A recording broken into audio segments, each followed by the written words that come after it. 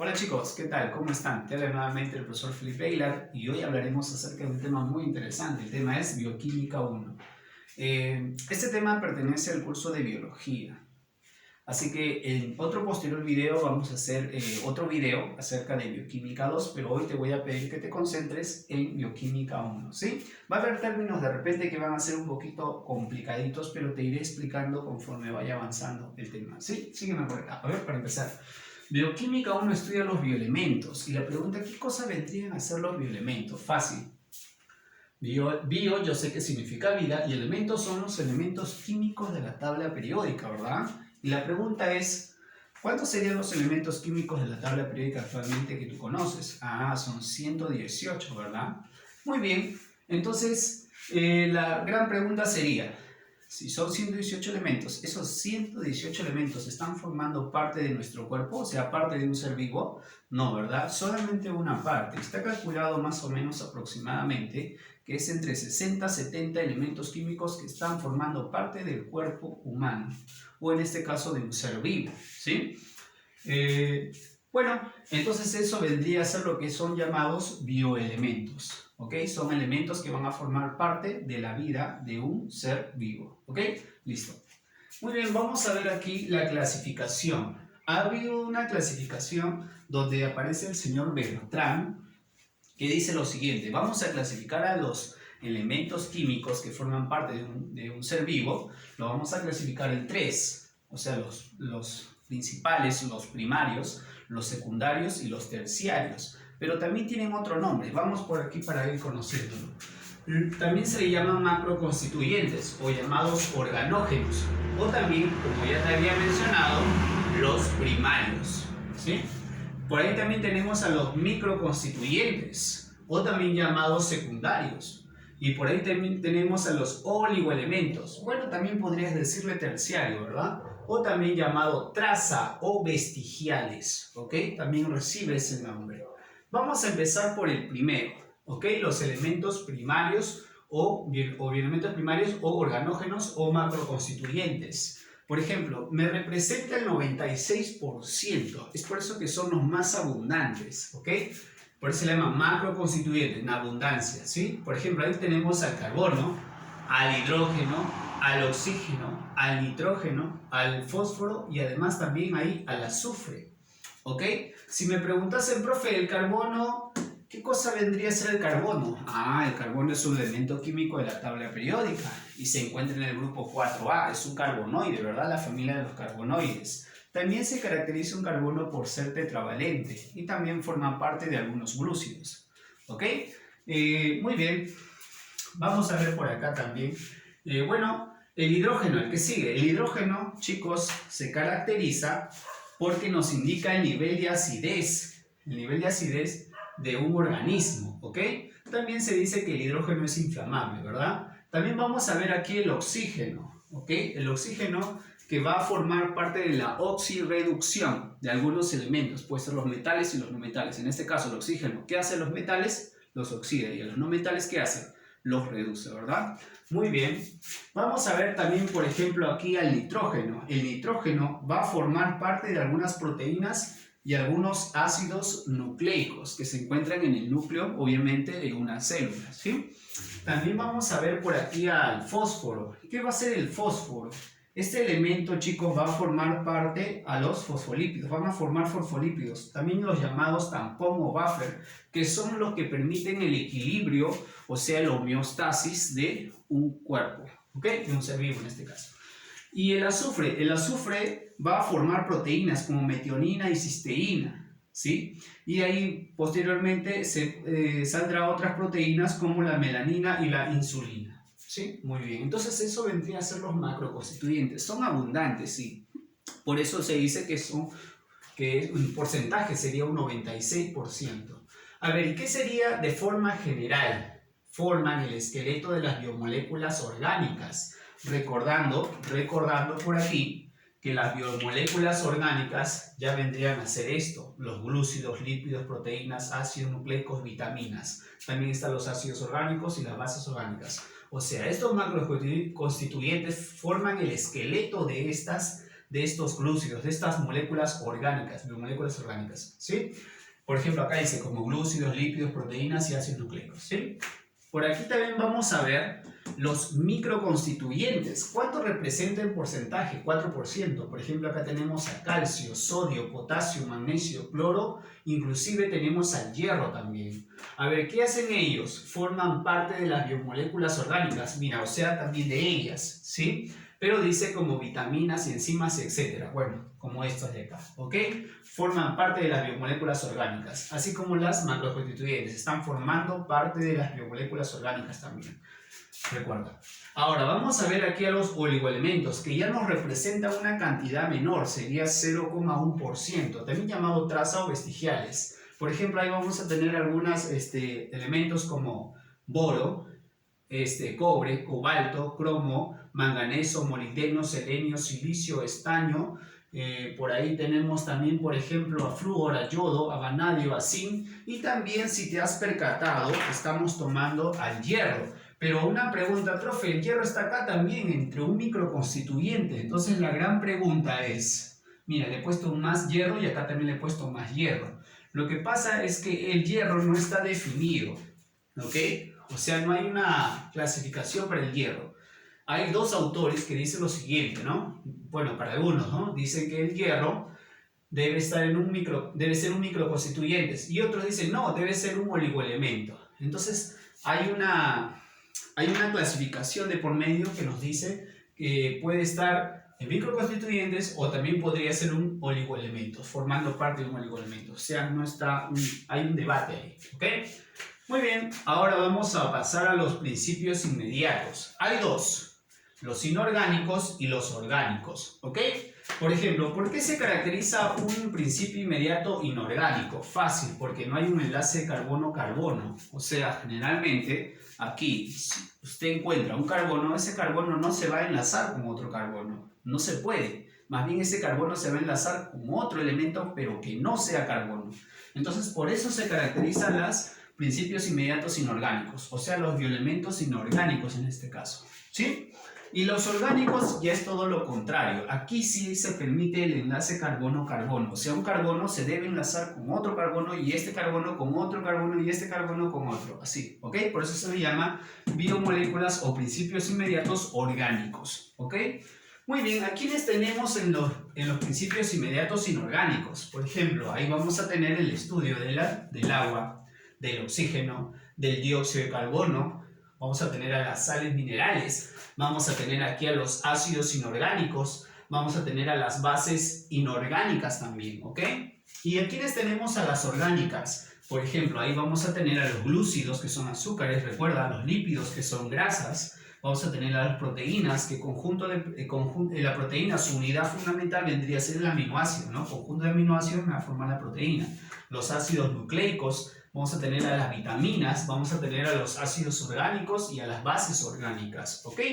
Bueno, iremos explicando poco a poco cada uno. A ver, para no marearte. Empezamos hoy, que es bioquímica 1, vamos a concentrarnos solamente en el estudio de las inorgánicas. En bioquímica 2, en otro video, vamos a explicarte acerca de las orgánicas, ¿ok? Por eso este video trata de esto, de estudiar solamente las inorgánicas, y en otro video estudiar las orgánicas, ¿ok? Nos concentramos entonces en las inorgánicas y todo empieza con el agua. A ver, vamos a ver aquí el agua. Sí, mira, aquí ya lo puse, el agua. Vamos a ver una breve historia pequeñita nada más, en resumen. Por ejemplo, el agua. ¿Quién fue quien sintetizó el agua por primera vez? ¿Ok? Sintetizó el agua en el año de 1781. Fue el señor Henry Cavendish. Él sintetiza por primera vez el agua. Después aparece otro señor, el señor Lavoisier, es un químico, que dice lo siguiente: el agua no es un elemento. Él afirma, dice lo siguiente: el agua no es elemento. ¿Por qué? ¿Es cierto lo que él dijo? Claro que sí, porque el agua es en realidad una molécula que está formada por dos hidrógenos y un oxígeno. Eso hace que se convierta en una molécula, ¿ok? Recuerda, una molécula es la unión de dos átomos a más, ¿verdad? Entonces, Lavoisier tenía razón y eso lo dijo en el año de 1783. Después aparece el señor Gay-Lussac. ¿Qué dice el señor? Él ¿Qué dice ese señor? Dice, el agua está formado por dos volúmenes de hidrógeno y uno de oxígeno. Con eso se está comprobando entonces que el agua no es un elemento, es una molécula, ¿verdad? Entonces, él lo dice en el año de 1804, ya pues varios años después de que el señor Lavoisier había dicho que el agua no era un elemento químico, y tenía mucha razón. ¿Ok? Nosotros sabemos que el agua está formado por dos átomos de hidrógeno y uno de oxígeno. Este es el agua, ¿ves? Ahí está. Muy bien, vamos a recordar algo muy importante también acerca del agua. Mira, a ver, el agua lo encontramos en diferentes lugares y hay diferentes tipos de agua también. Así que vamos a ver, por ejemplo, el agua natural.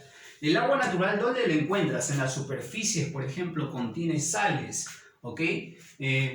Por ejemplo, el agua potable, que es muy bueno para beberlo, ¿no? Eso es muy bueno.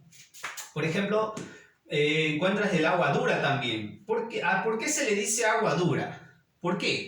Porque tiene gran cantidad o exceso de ¿qué? De calcio y magnesio. Por eso se le dice agua dura.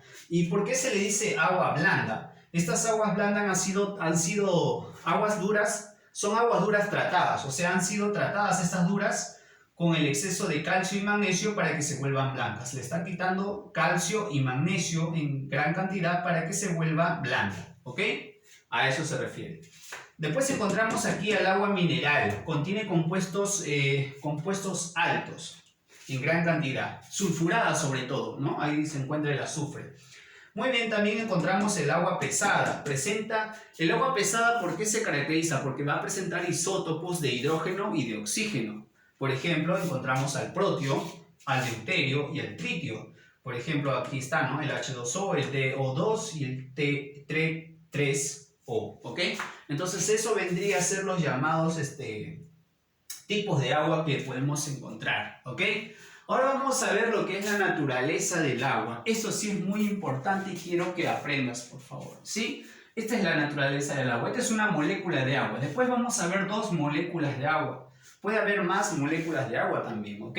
Así que veamos primero la de aquí. A ver, dice una molécula. Esta es una molécula de agua, ¿sí? Aquí tenemos dos hidrógenos y un oxígeno, si te das cuenta. Pero este oxígeno se está uniendo con este hidrógeno. Si tú ves, hay una rayita. Esa rayita se llama enlace, ¿ok? Vamos a señalarlo por aquí. Se llama enlace. ¿Pero qué enlace es? Enlace covalente. Ahora, profe, ¿habrá cuántos enlaces covalentes? ¿Uno o dos? Si te fijas bien, hay dos enlaces, mira. Este oxígeno se está enlazando con ese hidrógeno, pero a su vez este mismo oxígeno se enlaza con otro hidrógeno. Por lo tanto, ¿cuántos enlaces covalentes habría en total? Dos enlaces covalentes, ¿ok? No vayas a olvidarte, ¿sí? A ver, si te das cuenta también entre ambos, hay un ángulo que se está formando. ¿Cuánto es ese ángulo, profesor? El ángulo para el agua separado de un hidrógeno a otro hidrógeno vendría a ser de 104,5 grados. Se ha hecho la medición ya, ¿ok?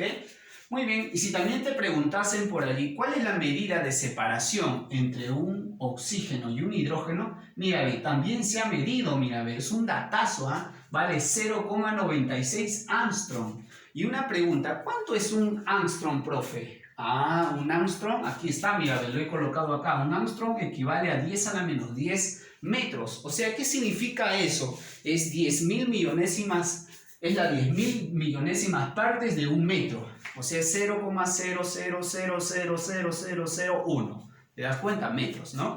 Esa es la unidad. Entonces, mira, ve la distancia que hay entre un oxígeno y un hidrógeno. Ahora, recordando que los hidrógenos en este caso, son de carga positiva y el oxígeno es de carga negativa. Es por eso que se dice que la molécula, en este caso la molécula de agua, es bipolar. ¿Por qué? Porque presenta dos polos diferentes, positivo y negativo, ¿ok? No te vayas a olvidar. Otros datos muy importantes y rescatables para que tú sepas. Por ejemplo, el ángulo es 104,5, pero ¿cuál sería lo ideal? Lo ideal sería que el ángulo sea 109,5 grados. O sea, es un tetraedro ideal. Lo ideal para que este tetraedro sea perfecto sería el ángulo 109,5, pero no es 109,5. ¿Cuánto es? 104,5. Entonces es irregular. Por eso se le dice que es un tetraedro irregular, si te das cuenta. Tetraedro ideal, ¿cómo sería? 109,5. Por eso, pero como acá tiene 104,5, ¿qué vendría a ser? Irregular, ¿verdad? Porque no es 109,5, sino que es 104,5.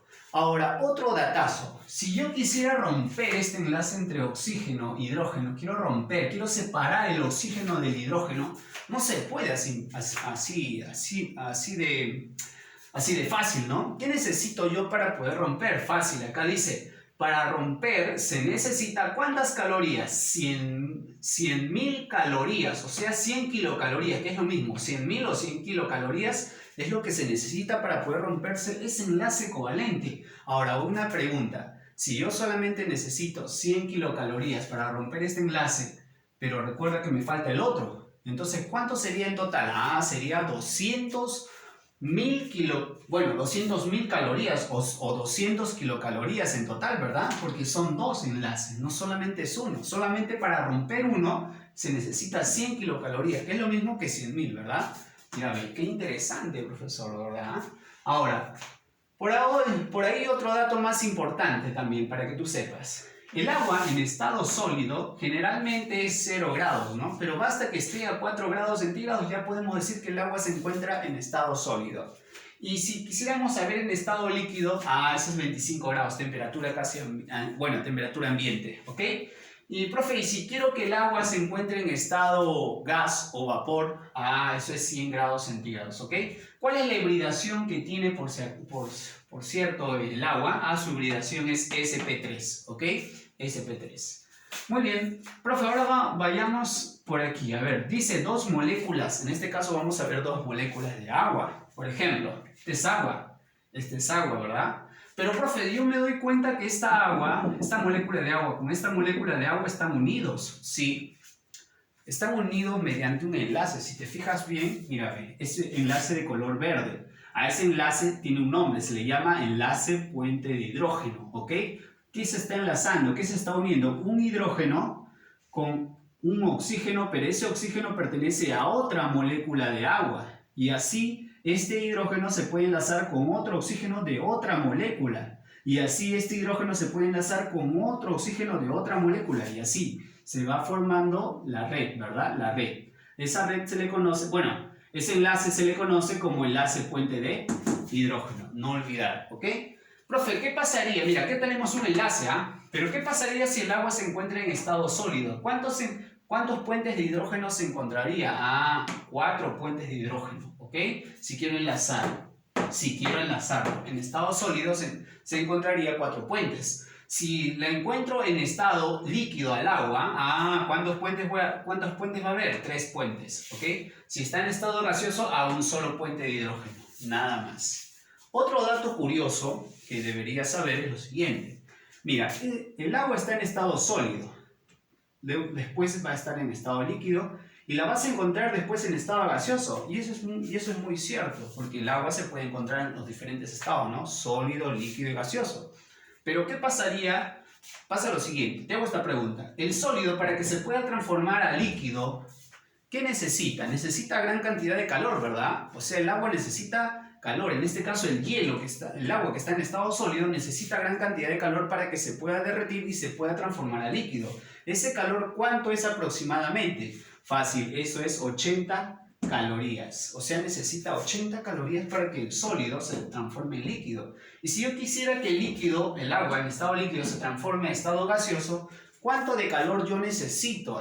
Fácil. El calor es 540 calorías. Profe, y si quiero que el gas regrese a líquido, también es lo mismo, 540. Y si quiero que el líquido regrese a sólido, también es lo mismo, acá es 80. ¿Se entiende? No sé si me dejo entender, ¿ok? Está fácil, ¿verdad? O sea, el sólido para que pase a líquido necesito 80 calorías. Y el líquido para que pase a gaseoso necesito ¿cuánto? 540 calorías. Y de esa forma, ¿ok? Y si la regreso es igual. Si quiero regresar de gas a líquido, 500 calorías. Y si quiero regresar de líquido a sólido, 80 calorías. Y listo. Ya está. Qué fácil, ¿verdad? Ahora vamos a ver algunas propiedades. Muy bien, sigamos por aquí con las propiedades. Por ejemplo, la primera propiedad dice alta constante dieléctrica. ¿A qué se refiere? Se refiere que se va a hidratar alterando las moléculas polares. ¿Quién lo hace eso? El agua hidrata, altera las moléculas polares, como por ejemplo de sales, ácidos, bases. Eso lo transforma o lo vuelve en un disolvente. O sea, por eso se dice que el agua es un disolvente universal, ¿verdad?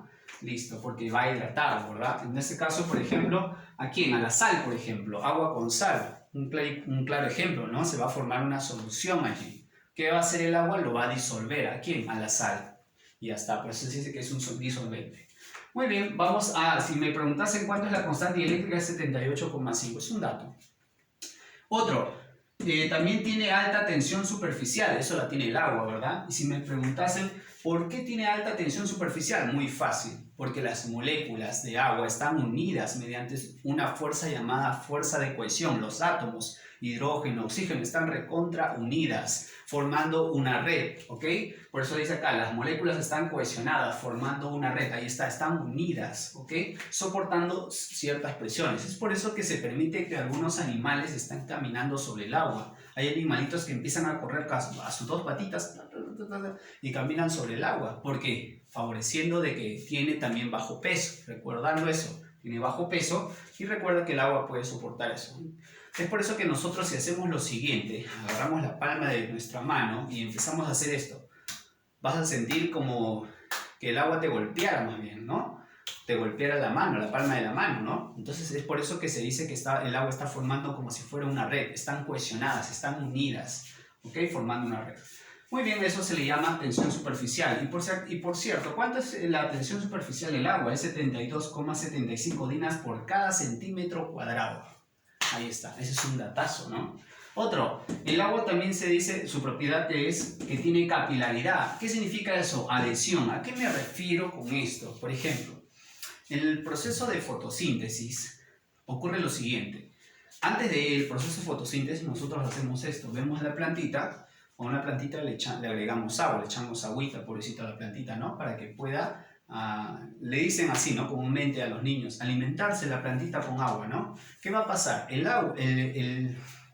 El tallo de la plantita va a tener dos tubos. Uno se llama xilema y otro se llama floema. El xilema hace como un tubo que tiene células muertas. Va a hacer esto, va a absorber el agua que está en el suelo a través de las raíces. Absorbe el agua contra la gravedad. Por eso dice que tiene adhesión, tiene capilaridad, va en contra de la gravedad y va ascendiendo, se va hasta las hojas, hasta los órganos, a las hojas y ocurre el proceso de fotosíntesis. Por eso dice acá, asciende por un tubo capilar mediante la fotosíntesis, regula también la temperatura del ambiente. ¿Ok? Es por eso que en algunas hojas después vemos algunas aguas que se van liberando, ¿no? Ese es producto del llamado proceso de fotosíntesis, ¿ok? O sea, lo más interesante aquí es que tiene capilaridad, que el agua asciende. A ese ascenso se le llama transpiración, o sea, el transporte, ¿ok? Muy bien, vamos a ver también otro, el alto calor específico. O sea que el agua también tiene alto calor específico, claro que sí. Y su calor específico, por cierto, es 1, ¿ok? Es 1 en estado líquido y también es 0,5 en estado sólido y es 0,5 en estado vapor de agua, o sea, estado gaseoso, ¿ok? Ese es su calor específico del agua. También vemos por qué se le dice que tiene alto calor específico, porque es termorregulador. ¿Qué es lo que pasa? Le permite regular la temperatura del ambiente, ¿ok? Por ejemplo, acá dice, es la cantidad de energía para poder elevar un grado centígrado de cualquier sustancia, ¿ok? O sea, le permite regular aquí la temperatura de 1 grado, solamente 1 grado, pero de cualquier sustancia. Puede ser cualquiera. Solamente por ser termorregulador hace que la temperatura ascienda a 1 grado. Eso es lo que está diciendo, ¿ok? De cualquier sustancia, recordando. Otro, densidad, por ejemplo.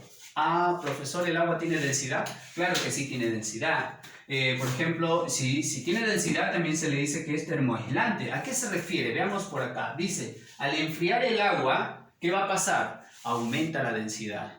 Pero ¿qué pasa si calentamos el agua? La densidad, ¿qué va a pasar? Disminuye, ¿verdad? Entonces, eso es lo que está sucediendo. ¿Y de cuánto?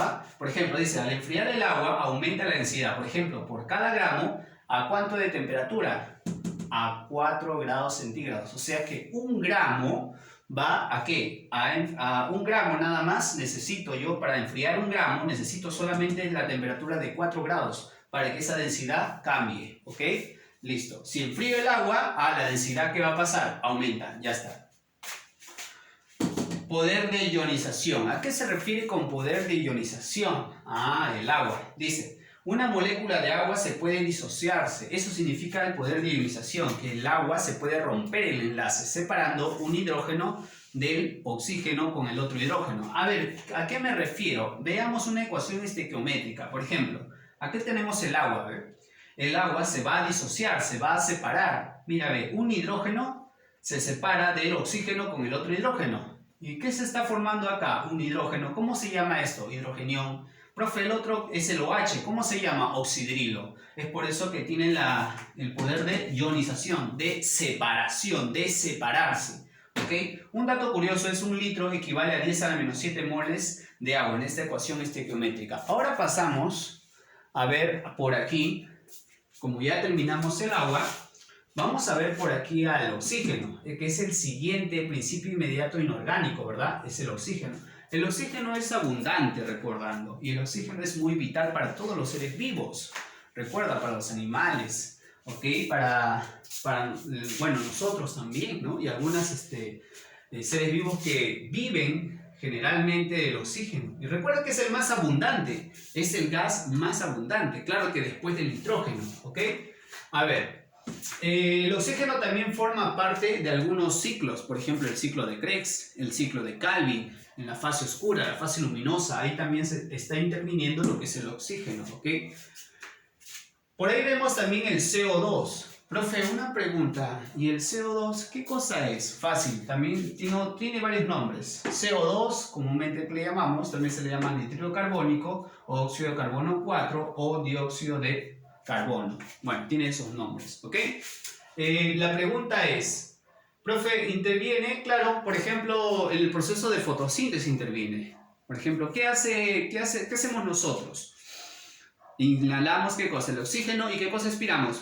El CO2, ¿verdad? ¿Y ese CO2 dónde se va? A la planta, y la planta resecciona y lo va a transformar, rompiéndose la cadena de oxígeno con el carbono, ¿verdad? Y liberando, ¿qué hace la planta? ¿Qué hace? Libera el oxígeno y se queda con el carbono. Listo, chicos, ahí está lo que es el dióxido de carbono. Y las sales minerales, justamente eso lo vamos a ver por aquí. Voy a mencionarte por aquí esto. Los ácidos inorgánicos, por ejemplo, en los ácidos inorgánicos también tenemos aquí al ácido clorhídrico, que por ejemplo, ¿dónde encontramos eso? Lo encontramos en el estómago, ahí se libera el ácido clorhídrico cuando tú no comes a tus horas. El ácido clorhídrico se libera y va formando parte, ¿no?, del bolo alimenticio, o sea, el bolo alimenticio llega a tu estómago y ahí se empieza a liberar el ácido clorhídrico y algunos jugos gástricos que van a intervenir en la transformación del bolo alimenticio en quimo después, ¿no? Y posteriormente a kilo después. Muy bien, y también encontramos el ácido sulfúrico. Ese ácido sulfúrico, bueno, que es la unión del anhidrido sulfúrico más agua, ¿no? Bueno, es un ácido. Otro, las bases inorgánicas. Por ejemplo, ahí encontramos el hidróxido de sodio, el hidróxido de amonio, el hidróxido de magnesio también, por ejemplo. Eso vendría a ser las llamadas bases inorgánicas.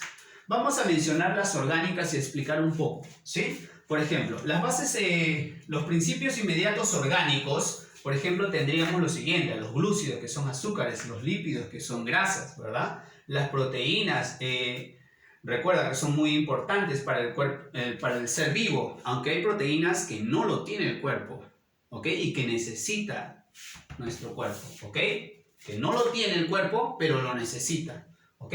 Por aquí tenemos también los ácidos nucleicos, por ejemplo, ¿no?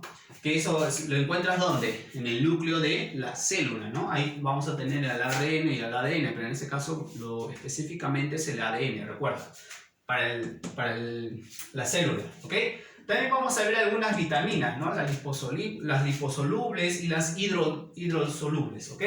Por ahí también vamos a tener a los ácidos orgánicos. Por ejemplo, entre los ácidos orgánicos vamos a tener al ácido láctico, al ácido acético, al ácido málico, al ácido cítrico también. Y por ahí también vamos a encontrar a las bases orgánicas. ¿Quiénes encontramos aquí? A las purinas y a las pirimidinas. Las purinas, que son la adenina y la guanina, la G, adenina, y la G, guanina. Y las primidinas, la C que es citosina, la T es timina y la U es uracilo. ¿Qué vendrían a ser estos? Estos son las llamadas bases orgánicas, pero también se les llama bases nitrogenadas. Eso se encuentra en la cadena del ADN, ¿ok? Listo. Muy bien, ahora sí pasamos a lo que es las sales minerales, pero sin antes mencionarte también lo que es el potencial de hidrógeno. Bueno, vamos a continuar acá con el potencial de hidrógeno. Profe, ¿a qué se refiere con potencial de hidrógeno? ¿Qué cosa mide? Mide la concentración de hidrógeno, o sea, ver el nivel de acidez mediante la concentración de hidrógeno. Profe, ¿para eso hay una fórmula para calcular el nivel de acidez? Claro que sí. El pH es igual a menos logaritmo de la concentración de hidrógenos, ¿ok? Pero también hay otra fórmula de hallar la cantidad de OH, que también es la misma fórmula. El pOH sería menos logaritmo de la concentración menos logaritmo de la concentración del OH. Bueno, eso es para hallar el nivel básico, ¿no? La basicidad en este caso. Pero yo estoy hablando en este caso acerca del nivel de acidez, ¿ok? Muy bien, vamos a irnos por aquí, a una recta, ¿ok? De 0 a 7 nos va a indicar el nivel de acidez. De 7 a 14 el nivel de basicidad, o sea, básico. ¿Ok? De 0 a 7 es ácido y de 7 a 14 es básico. O sea, si fuera 1, 2, 3, 4, 5, 6 es ácido. Si fuera el pH 8, 9, 10, 11, 12, 13, 14, eso es básico. ¿Ok? Recuerda, ácido es de 0 a 7 y de 7 a 14 es básico. Básico también llamado alcalino. Profe, y el estado neutro que no es ni ácido ni base, ese es el número 7. 7 es el estado neutro. ¿Ok? Recuerda, aquí el pH es bajo, en cambio acá el pH es alto, porque está de 7 a 14. Acá es de 0 a 7, menos, bajo. ¿Ok? Listo. Este término potencial de hidrógeno fue acuñado por un señor llamado Sorensen en el año de 1909. Dijo lo siguiente, ojo. Si el pH es incompatible con la vida, entonces existe una solución para el equilibrio. Eso se le llama los llamados buffer. ¿Ok? Recuerda, por ejemplo, en la vida intracelular de algunas células, valga la redundancia, existe dentro del núcleo, en este caso en el núcleo, vamos a encontrar gran cantidad de hidrógenos. Pero la célula no puede vivir con gran cantidad de hidrógenos, así que tiene que ser liberado hacia el exterior, hacia afuera. Entonces, para que se libere hacia afuera, necesita los llamados tampón o buffer. Eso hace que se libere el llamado el nivel de acidez, en este caso, para que la célula pueda vivir. Por ejemplo, un tampón o buffer sería el fosfato. ¿El fosfato qué hace? Libera el exceso de hidrógeno en el medio intracelular, por ejemplo. Ahí está justo lo que te estaba diciendo, ¿eh? Entonces el fosfato se va a encargar de decir, oye hidrógeno, retírate, y se va, lo va a eliminar, ¿ok? Listo. Otro tampón o buffer sería el proteinato. Es una proteína, forma la proteína, ¿ok? Forma la proteína muy importante, ¿ok? En este caso, para el ser vivo. La hemoglobina, por ejemplo, ese es un tampón o buffer también. ¿Por qué? Porque va a liberar los hidrógenos. A eso se le llama proteína amortiguadora también, ¿ok? Otro tampón o buffer sería el bicarbonato también, porque es un tampón extracelular en la sangre y en los espacios intersticiales de algunos vertebrados. Recuerda, esto tampón o buffer es muy importante ¿para qué? Para el equilibrio del cuerpo humano. A eso se le llama homeostasis. Homeostasis, recuerda, tiene que haber siempre un equilibrio, ¿ok? Listo. Si hay demasiado, por ejemplo, ácido, no puede ser ácido siempre, porque puede morir una célula. Entonces, ¿qué va a hacer? Lo vamos a tratar de mover al estado neutro. Y para eso vamos a retirar un poco de hidrógeno. ¿Y eso quién lo hace? Algunos tampón o buffer, ¿ok? Que van a regular. Por ejemplo, el fosfato, ¿qué hace? Libera el hidrógeno que se encuentra dentro de la célula y con eso la célula puede mantenerse estable, en equilibrio, en homeostasis, ¿ok? Listo. Muy bien, ahora vamos a ver algunas sales minerales. ¿Qué vendrían a ser las sales minerales? Fácil, eso está clave. Es una biomolécula inorgánica compuesta por un metal y un radical no metálico. ¿Qué quiere decir con esto? Acá dice, quiere decir que es la unión de un catión y un anión mediante un enlace llamado iónico, capaces de conducir la corriente eléctrica. Quiere decir que las sales minerales lo vamos a encontrar en forma de cationes y en forma de iones. perdón, en forma de cationes y en forma de aniones. Por ejemplo, el catión se sabe que es de carga positiva y el anión se sabe que es de carga negativa. ¿Ok? Por ejemplo, vamos a encontrarla disueltas, por ejemplo, en sodio, cloro, calcio, potasio, hierro, magnesio, zinc y cobre. Por ejemplo, vamos a mencionar unas cuantas que, a ver, son importantes. Estas sales que son importantes para nuestro cuerpo, que se encuentran disueltas, obviamente, en nuestro cuerpo. Por ejemplo, el sodio, que se encarga de los impulsos nerviosos. Otro, el cloro, por ejemplo, se encarga de la formación de los jugos gástricos, ¿no? Ahí está. A ver, otro, por ejemplo, el calcio, se encarga de la contracción muscular, ¿ok? Y también la formación de la coagulación, ¿ok? A ver, el cobre se encarga de la formación de la hemoglobina, por ejemplo. Y así podemos ver de cualquiera de ellos, ¿ok? También podemos ver algunas sales minerales que están en forma de iones, pero en forma de precipitados. Por ejemplo, el carbonato de calcio. ¿Qué son? Son llamados otolitos. ¿Y dónde se encuentra esto? Por ejemplo, en la concha de algunos moluscos, por ejemplo. En ese ser vivo se encuentra, ¿no? En la concha de los moluscos, de los moluscos, ahí se va a encontrar lo que es gran cantidad de carbonato de calcio. Y ese carbonato de calcio es una sal mineral que está en forma de iones, ¿ok? Listo. Eso permite el endurecimiento también, ¿no? Listo. Otros sales minerales que son iones se encuentran de forma asociada, son los llamados asociados. ¿Dónde lo encontramos? Por ejemplo, en la hemoglobina. Por ejemplo, ahí está el hierro, ¿no? El hierro que forma parte de la hemoglobina. También está la hidroxiapatita, por ejemplo. ¿Dónde se encuentra la hidroxiapatita? Ah, es en los huesos y en los dientes también. Ahí encontramos, ¿no? Pero son asociados. ¿Y eso qué vendrían a ser? Sales minerales. ¿Y son importantes? Claro que sí son importantes. ¿Ok? Recuerda, esto sí un dato. Recuerda algo. Los activadores de las enzimas inactivas, recuerda que hay enzimas que son inactivas, ¿ok? O sea que no están activas, mejor dicho, ¿ok? ¿Qué va a pasar? ¿Cómo se le llama también? Apoenzimas. ¿Qué necesita para que esas enzimas inactivas se activen? Ah, necesita los llamados cofactores enzimáticos. ¿Y quiénes son esos llamados cofactores enzimáticos? Magnesio, zinc, hierro, por ejemplo. Ellos van a hacer que esas enzimas inactivas se empiecen a activar y empiecen a trabajar, ¿ok? Muy bien, chicos, hasta aquí hemos visto lo que es Bioquímica 1. Espero que te haya gustado.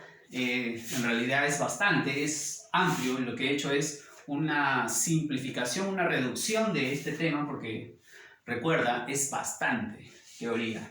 Pero bueno, chicos, espero que te haya gustado. Es bien resumido para ti, para que puedas entenderlo. Y bueno, pues, like si te gustó y comenta y compártelo con otros compañeros que también quieren aprender este tema. ¿Sí? Chao, chicos. Cuídate. Bendiciones.